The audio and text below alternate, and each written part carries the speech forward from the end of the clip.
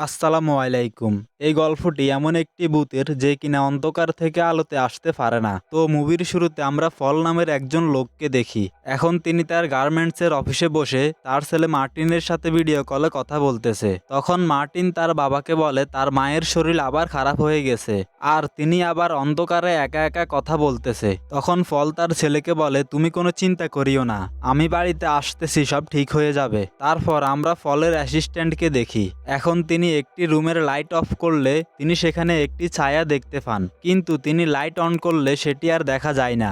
আর এটা দেখে তিনি অনেক ভয় পেয়ে যায়। তখন তিনি ফলের কাছে গিয়ে বলে ওই রুমে কিছু একটা আছে। তখন ফল বলে আরে কি থাকবে, যাও তুমি বাসায় চলে যাও। তখন অ্যাসিস্ট্যান্ট ফলকে বি কেয়ারফুল বলে সেখান থেকে চলে যায়। তারপর ফল তার কাজ শেষ করে সেখান থেকে চলে যাওয়ার সময় তিনি সেই কালো ছায়াটিকে দেখতে পান।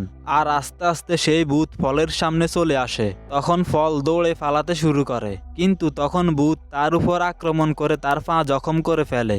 আর ভূত ফলের একেবারে সামনে চলে আসে। তখন ফল বুঝতে পারে এই ভূত অন্ধকার থেকে আলোতে আসতে পারে না। তাই ফল দৌড়ে গিয়ে তার অফিসে ঢুকে লাইট অন করে দেয়। আর তখনই অফিসের সব লাইট অফ হয়ে যায়। তখন ফল দেখে কেউ তার অফিসের দরজা খুলে ফেলেছে, কিন্তু ফল সেখানে কাউকেই দেখে না। তখনই হঠাৎ করে কেউ পিছন থেকে তাকে টেনে নিয়ে যায়। তারপর আমরা তার পড়ে থাকা লাশ দেখি।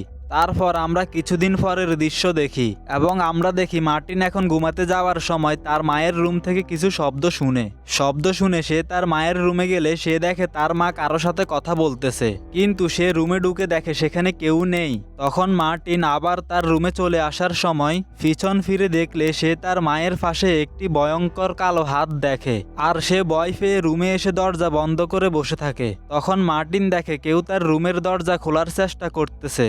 আর ভয়ে মার্টিন সারা রাত ঘুমাতে পারেনি। পরের দিন মার্টিন স্কুলে গেলে সেই স্কুলেই ঘুমিয়ে পড়ে। তাই স্কুলের টিচার মার্টিনের মাকে কল দেয়, কিন্তু মার্টিনের মা কল না ধরার কারণে টিচার মার্টিনের বড় বোন রেবিকাকে কল দেয়। এখন এখানে আমরা জানতে পারি মার্টিন আর রেবিকা দুইজন আপন ভাই বোন, কিন্তু রেবিকা আলাদা বাড়িতে থাকে। তখন রেবিকা স্কুল থেকে মার্টিনকে নিয়ে তাদের মায়ের বাড়িতে যায়। তখন মার্টিন রেবিকাকে বলে মা সবসময় ডাইনার সাথে কথা বলে। আর এই কথা শুনে রেবিকা অবাক হয়ে যায়। আর রেবিকা মার্টিনকে বলে ডাইনা নামের কেউ নেই, এটা তোমার স্বপ্ন। তারপর ঘরে ঢুকে রেবিকা তার মায়ের সাথে কথা বলে। আর মার্টিন গিয়ে তার জামা কাপড় ব্যাগে ভরে নেয়। আর ব্যাগ নিয়ে যাওয়ার সময় ওই কালো ছায়া মার্টিনকে ভয় দেখায়। তারপর রেবিকা তার মাকে বলে আমি কিছুদিনের জন্য মার্টিনকে নিয়ে যাচ্ছি, তোমার মানসিক অবস্থা ভালো হলে আমাকে কল দিও। আর এই কথা বলে সে মার্টিনকে নিয়ে বাড়িতে চলে আসে। সেই দিন রাতে রেবিকা ঘুম থেকে উঠে দেখে মার্টিন তার পাশে নেই। তখন রেবিকা সেখানে একটি কালো ছায়া দেখে আর সেটি তার খুব কাছে চলে আসে। তখন রেবিকা খুব ভয় পেয়ে যায় আর দৌড়ে গিয়ে রুমের লাইট অন করে দেয়। আর মার্টিনকে খুঁজতে সে বাথরুমে গিয়ে দেখে মার্টিন বাথরুমের বাথটবে শুয়ে আছে আর একটি টর্চ লাইট অন করে হাত দিয়ে ধরে রেখেছে। পরের দিন সকালে মার্টিনের স্কুল থেকে টিচার এসে মার্টিনকে নিয়ে যায়। তারপর রেবিকার চোখ যায় গত রাতে যেখানে সে কালো ছায়া দেখেছিল সেখানে। তখন সে দেখে সেখানে ডাইনা নাম লিখা আর একটি ছবি আঁকা। এখন আমরা বুঝতে পারি সেই কালো ছায়াটির নাম ডাইনা। তারপর রেবিকা তার বয়ফ্রেন্ডকে সাথে নিয়ে তার মায়ের বাড়িতে যায়। বাড়িতে ঢুকে রেবিকা তার বয়ফ্রেন্ডকে দরজার সামনে দাঁড় করিয়ে সে তার মায়ের স্টোর রুমে যায় ডাইনা সম্পর্কিত কোনো প্রমাণ খোঁজার জন্য। তখন রেবিকা সেই রুমে একটি ছবি খুঁজে পায়। ছবিটিতে তার মায়ের সাথে ডাইনা নামের একটি মেয়ে ছিল। তারপর রেবিকা সেখানে একটি বক্সে একটি টেপ রেকর্ডার আর কিছু ছবি খুঁজে পান। তখন রেবিকা টেপ রেকর্ডার চালু করে আর ছবিগুলো দেখে জানতে পারে যখন তার মা ছোট ছিল তখন তার মা একটি মেন্টাল হসপিটালে ভর্তি ছিল আর তার মায়ের সাথে ডাইনা নামের একটি মেয়েও ছিল। তখন ডাইনার অদ্ভুত একটি রোগ ছিল, সেটার কারণে ডাইনা অন্ধকার থেকে আলোতে যেতে পারতো না, কারণ আলোতে গেলে তার শরীরের চামড়া জ্বলতো। তাই সেখানের মানুষ তাকে ডাইনি মনে করত। আর একদিন সেই হসপিটালে ডাক্তাররা পরীক্ষা করার জন্য ডাইনাকে একটি চেয়ারের সাথে বেঁধে তার সামনে 1200 ওয়াটের লাইট জ্বালিয়ে দিলে ডাইনা সেখানেই জ্বলে মরে যায়। তারপর রেবিকা তার পুরান রুমে গেলে হঠাৎ করে দরজা বন্ধ হয়ে যায় আর পিছন থেকে ডাইনা রেবিকার উপরে আক্রমণ করে। আর তখন রেবিকার চিৎকারের আওয়াজ শুনে সেখানে রেবিকার বয়ফ্রেন্ড এসে দরজা খুললে লাইটের আলো রুমে ঢুকলে ডাইনা রেবিকাকে ছেড়ে চলে যায়। তখন তারা ভয় পেয়ে প্রমাণগুলো নিয়ে সেখান থেকে চলে যায়। তারপর মার্টিনকে তার মা স্কুল থেকে বাড়িতে নিয়ে আসে। বাড়িতে এসে তারা একসাথে কিছুক্ষণ মুভি দেখার পরে মার্টিনের মা গিয়ে ঘরের সব লাইট অফ করে দেয়। তখন মার্টিন অনেক ভয় পেয়ে যায়, কিন্তু মার্টিনের মা এসে বলে ভয় পেও না, আমাকে বিশ্বাস করো, ডাইনা আমার অনেক পুরানো বন্ধু, সে অনেক দিন আমার থেকে দূরে ছিল, সে এখন এসেছে। আর তখন ডাইনা আসে, আর ডাইনাকে দেখে মার্টিন অনেক ভয় পেয়ে যায়। আর মার্টিন দৌড়ে গিয়ে ঘরের লাইট অন করে ঘর থেকে বেরিয়ে রেবিকার বাড়িতে চলে আসে। আর এসে মার্টিন রেবিকাকে বলে ডাইনা সত্যি আছে, সে আমার চুল ধরেছে। তখন রেবিকা মার্টিনকে ডাইনা আর তাদের মায়ের সব ঘটনা খুলে বলে, আর বলে আমাদের ডাইনার হাত থেকে মাকে বাঁচাতে হবে। আর ডাইনা তখনই মায়ের কাছে আসে যখন মা মানসিকভাবে দুর্বল থাকে, তাই আমাদের মাকে মানসিকভাবে শক্ত করতে হবে। তখন মার্টিন বলে ডাইনা এটা করতে দিবে না, কারণ বাবাও এটা করার চেষ্টা করেছে। আর তখনই কেউ তাদের ঘরের দরজায় নক করে, কিন্তু রেবিকা দরজা খুলে দেখে সেখানে কেউ নেই, তাই তারা ভয় পেয়ে যায়। আর তখনই তাদের ভিতরের রুম থেকে আওয়াজ আসে, তখন রেবিকা দরজা খুলে দেখে সেখানেও কেউ নেই। আর তখনই ডাইনা মার্টিনকে টেনে নিয়ে যেতে শুরু করে, কিন্তু রেবিকা মার্টিনকে বাঁচিয়ে নেয়। তারপর রেবিকা, মার্টিন আর রেবিকার বয়ফ্রেন্ড মিলে তাদের মায়ের বাড়িতে আসে। তখন রেবিকা তার মাকে ডাইনার ব্যাপারে জিজ্ঞেস করলে তিনি বলে তিনি নাকি ডাইনাকে চিনেন না। তখন রেবিকা তাকে তাদের ছবি দেখালে তিনি স্বীকার করেন যে ডাইনা তার বন্ধু ছিল। তখন রেবিকা বলে তুমি তার সাথে দেখা করো কেন, সে তো মারা গেছে, তুমি একটা ভূতের সাথে এই বাড়িতে থাকতে পারো না। তখন তার মা বলে ভূত সত্যি নয়, সে আমার বন্ধু। আর এই কথা বলে তিনি তার রুমে চলে যায়। তারপর রেবিকা মার্টিনকে নিয়ে সেখান থেকে চলে যেতে চাইলে মার্টিন সেখান থেকে যেতে চায় না। সে রেবিকাকে বলে এই খারাপ সময়ে মায়ের আমাকে প্রয়োজন, আমি মায়ের সাথে এখানে থাকবো। তখন রেবিকা আর তার বয়ফ্রেন্ডও আজকে রাতে এখানে থাকার জন্য রাজি হয়ে যায়। আর তারা পুরো ঘরের সব লাইট অন করে দেয়, আর পুরো ঘরে নতুন লাইট লাগিয়ে দেয়। তখন মার্টিন গিয়ে তার রুমে শুয়ে পড়ে, আর রেবিকা তার মায়ের কাছে গিয়ে তার মায়ের সাথে কথা বলে। তখন তার মা লুকিয়ে তার হাতে একটি কাগজের টুকরো দিয়ে দেয়, আর রেবিকা কাগজ খুলে দেখে সেখানে লেখা আছে আমার সাহায্য প্রয়োজন। এটার মানে তার মা কোনো বিপদে আছে। তারপর রেবিকা এসে মার্টিনের সাথে শুয়ে পড়ে, আর রাত গভীর হলে তাদের বাড়ির সব লাইট অফ হয়ে যায়। তখন রেবিকা ঘুম থেকে উঠে একটি টর্চ লাইট নিয়ে দেখে তার বয়ফ্রেন্ড যেখানে শুয়েছিল সেখানে নেই। তখন রেবিকা একা একা বেসমেন্টে গিয়ে কারেন্টের লাইন ঠিক করার চেষ্টা করে।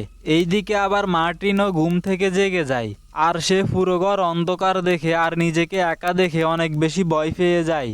আর একটি মোমবাতি নিয়ে সে রেবিকাকে খুঁজতে শুরু করে। তখন সেখানে ডাইনা চলে আসে, আর সে মার্টিনকে ভয় দেখিয়ে সেখান থেকে টেনে নিয়ে যেতে থাকে। তখন মার্টিন মোমবাতি ডাইনার দিকে দৌড়লে সে মার্টিনকে ছেড়ে দিয়ে চলে যায়।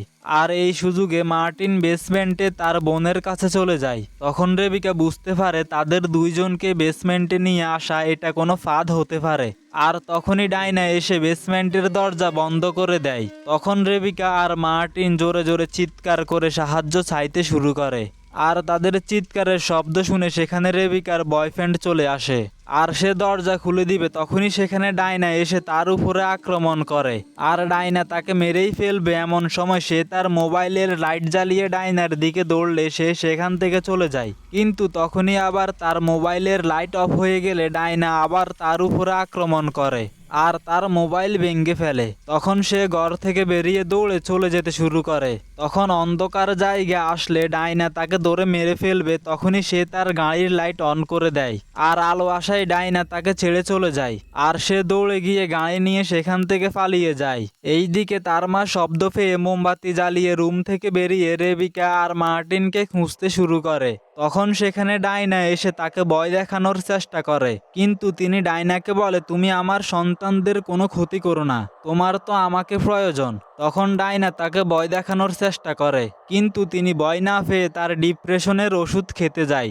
আর তখনই ডাইনা তাকে লাথি মেরে ওষুধ ফেলে দেয়, আর তিনি গিয়ে বাড়ি খেয়ে অজ্ঞান হয়ে যায়। এখানে ডাইনা তাকে ওষুধ খেতে দেয় নাই, কারণ ওষুধ খেলে তিনি মেন্টালি স্ট্রং হয়ে যাবে, আর সে তাকে সহজে বশ করতে পারবে না। এদিকে রেবিকা আর মার্টিন বেসমেন্টের একটি রুমে গিয়ে আগুন জ্বালিয়ে দেয়। তখন মার্টিন সেখানে একটি টিউব লাইট খুঁজে পেয়েছে, আর লাইট সেটা নিয়ে রেবিকা বেসমেন্টের অন্য আরেকটি রুমে যায়। আর সেই রুমে রেবিকা কিছু লেখা দেখতে পায়। আর লেখাগুলো পড়ে সে জানতে পারে ডাইনা এখানেই থাকে, কারণ এখানে সব সময় অন্ধকার থাকে। আর ডাইনা রেবিকার জন্য এখানে একটি মেসেজও লিখে রেখেছে যে আমার আর তোমার মায়ের মধ্যে এসো না, আসলে তোমার বাবার মতো মরতে হবে। এখন রেবিকা বুঝে যায় ডাইনাই তার বাবাকে মেরেছে। আর তখনই সেখানে ডাইনা চলে আসে আর এসে সে রেবিকাকে ধরে ফেলে। রেবিকার লাইটে আলো কম হওয়ায় ডাইনার কোনো সমস্যা হয় না। আর তখনই সেখানে অনেক বেশি আলো পড়ে আর ডাইনার হাত জ্বলতে শুরু করে। আর ডাইনা রেবিকাকে ছেড়ে দেয়। আসলে এখানে মার্টিন টর্চ লাইট নিয়ে এসেছে। তারপর তারা দুজনে পালিয়ে যে রুমে তারা আগুন জ্বেলেছে সেই রুমে যায়, কারণ তাদের টর্চ লাইটেরও চার্জ শেষ হয়ে গিয়েছে। আর তখনই তাদের জ্বালানো আগুনও নিভে যায়। তখন তারা সাহায্যের আশায় তাদের মাকে ডাকে, কিন্তু তাদের মা তো অজ্ঞান হয়ে পড়ে আছে। এখন তারা ঠিক করে যে তারা ডাইনার সাথে লড়াই করবে। আর তখনই তারা পুলিশের গাড়ির সাইলেন শুনে। আসলে রেবিকার বয়ফ্রেন্ড এখানে পুলিশ নিয়ে এসেছে, কিন্তু পুলিশ এসেছে মাত্র 2 জন। এখন পুলিশ ঘরে ঢুকে রেবিকা আর মার্টিনের শব্দ শুনে বেসমেন্টের দরজা ভেঙে তাদেরকে বের করে। আর তখনই সেখানে ডাইনা চলে আসে আর এসে পুলিশ অফিসার 2 জনকেই মেরে ফেলে। তখন রেবিকা তার বয়ফ্রেন্ডের কাছে মার্টিনকে দিয়ে বাইরে নিয়ে যেতে বলে, কিন্তু মার্টিন রেবিকাকে একা রেখে যেতে চায় না। তারপর রেবিকা একা একা তার মাকে খুঁজতে যায়। আর তখনই ডাইনা রেবিকার উপরে আক্রমণ করে আর তাকে উপর থেকে নিচে ফেলে দেয়। আর ডাইনা নিচে গিয়ে রেবিকাকে মেরেই ফেলবে। তখনই সেখানে রেবিকার মা বন্দুক নিয়ে চলে আসে। তখন রেবিকা তার মাকে বলে ডাইনাই তার বাবাকে মেরেছে। তখন তিনি ডাইনাকে গুলি করে, কিন্তু ডাইনা বলে তুমি জানো এই গুলি আমার কিছুই হবে না। তখন তিনি নিজের মাথায় বন্দুক ধরে বলে, ওকে, আমি না থাকলে তো তুমিও এই পৃথিবীতে থাকবে না। আর এই কথা বলে তিনি নিজেকে গুলি করে দেয়। আর ডাইনাও এখানেই মরে যায়। আর এখানে মা তার সন্তানদের বাঁচানোর জন্য নিজের জীবন স্যাক্রিফাইস করে দিল। আর এই মুভি এখানেই শেষ হয়ে গেল। ভিডিও ভালো লাগলে লাইক, কমেন্ট আর চ্যানেল সাবস্ক্রাইব করে দিবেন।